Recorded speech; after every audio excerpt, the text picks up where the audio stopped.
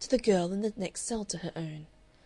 She was a large, resilient girl with a foolish smile, a still more foolish expression of earnestness, and a throaty contralto voice. She was noisy and hilarious and enthusiastic, and her hair was always abominably done. In the chapel she sang with an open-lunged gusto that silenced Ann Veronica altogether, and in the exercising yard slouched round with carelessly dispersed feet. Ann Veronica decided that hoydenish ragger was the only phrase to express her. She was always breaking rules, whispering asides, intimating signals. She became at times an embodiment for Ann Veronica of all that made the suffrage movement defective and unsatisfying. She was always initiating petty breaches of discipline. Her greatest exploit was the howling before the midday meal. This was an imitation of the noises made by the carnivora at the Zoological Gardens at feeding time. Their idea was taken up by prisoner after prisoner, until the whole place was alive with barkings, yappings, roarings, pelican chatterings, and feline yowlings, interspersed with shrieks of hysterical laughter. To many in that crowded solitude it came as an extraordinary relief. It was better even than the hymn-singing. But it annoyed Ann Veronica. "Idiots!" she said when she heard this pandemonium, and with particular reference to this young lady with the throaty contralto next door. "Intolerable idiots!" It took some days for this phase to pass, and it left some scars and something like a decision. "Violence won't do it," said Ann Veronica. "Begin violence and the woman goes under. But all the rest of our case is right. Yes." As the long solitary days wore on, Ann Veronica found a number of definite attitudes and conclusions in her mind. One of these was the classification of women into women who are and women who are not hostile to men. "The real reason why I am out of place here," she said, "is because I like men. I can talk with them. I've never found them hostile. I've got no feminine class feeling. I don't want any laws or freedoms to protect me from a man like Mr. Capes.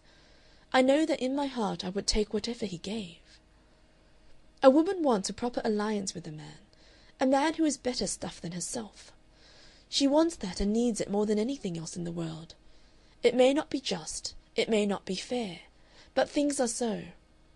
It isn't law nor custom nor masculine violence settled that. It is just how things happen to be.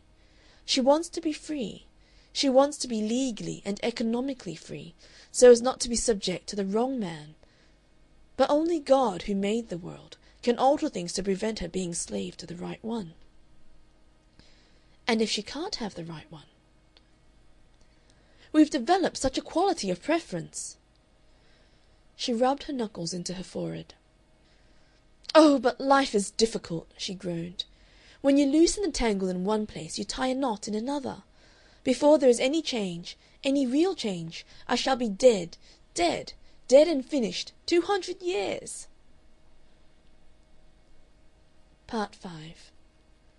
One afternoon, while everything was still, the wardress heard her cry out suddenly and alarmingly, and with great and unmistakable passion, "Why in the name of goodness did I burn that £20?"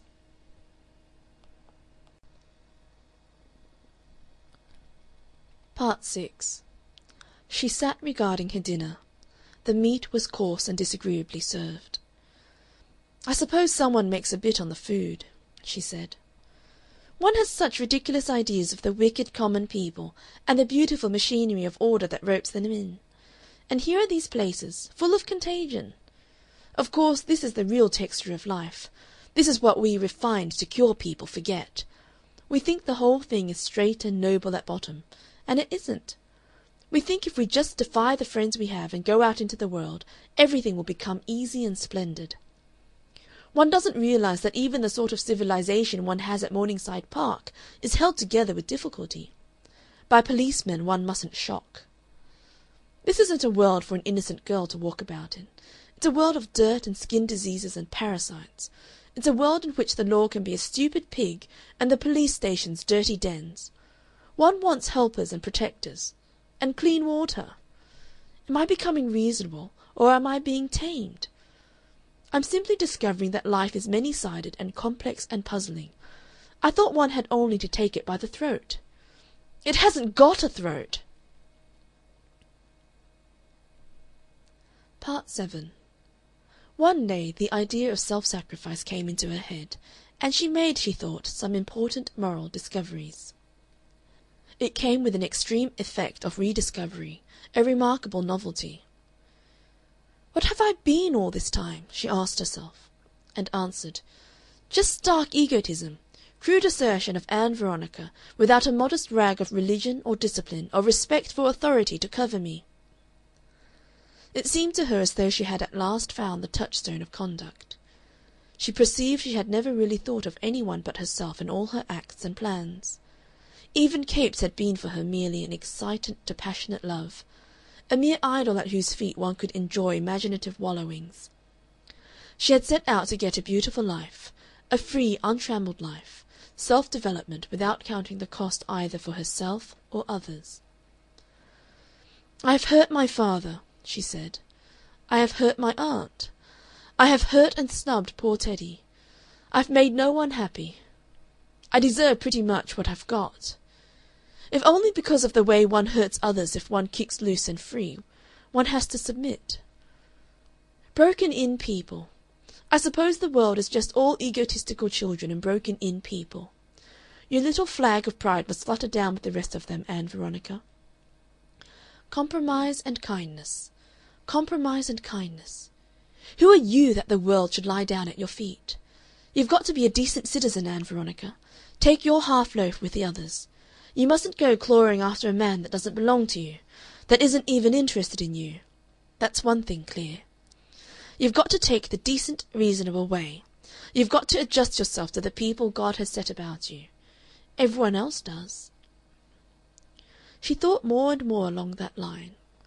There was no reason why she shouldn't be Capes' friend. He did like her anyhow. He was always pleased to be with her. There was no reason why she shouldn't be his restrained and dignified friend.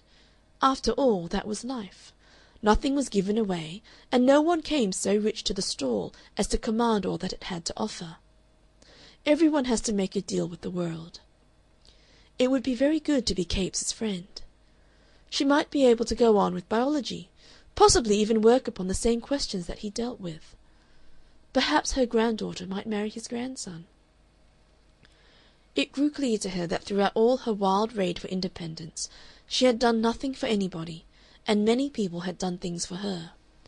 She thought of her aunt and that purse that was dropped on the table, of the many troublesome and ill-requited kindnesses, the thought of the help of the Widgetts, of Teddy's admiration. She thought with a new-born charity of her father, of Manning's conscientious unselfishness, of Miss Miniver's devotion. "And for me it has been pride and pride and pride. I am the prodigal daughter. I will arise and go to my father, and will say unto him, I suppose pride and self-assertion are sin. Sinned against heaven. Yes, I have sinned against heaven and before thee. Poor old Daddy! I wonder if he'll spend much on the fatted calf. The rapid life discipline! One comes to that at last. I begin to understand Jane Austen and chintz covers and decency and refinement and all the rest of it. One puts gloves on one's greedy fingers. One learns to sit up. And somehow or other," she added after a long interval, "I must pay Mr. Ramage back his £40." End of chapter 11.